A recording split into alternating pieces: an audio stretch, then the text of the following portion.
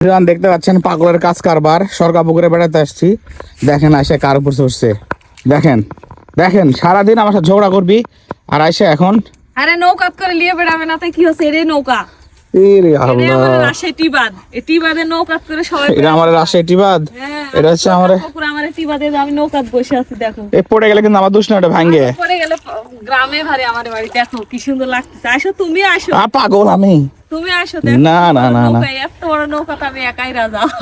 আমি এখানে যাবো না, নামো নামো, এটা ধরে আসি, পড়বো না তো। এ নামো, পড়ে ভাঙা ভয় লাগছে কিন্তু আমার। কি অবস্থা, হচ্ছে যে নৌকা তুলতেছে না, বাচ্চা কাচ্চা নেই, তাই একা একাই উঠছি। কি একটা অবস্থা, নামো নামো। দেখেন দর্শক কি অবস্থা, দেখেন দেখেন কি অবস্থা।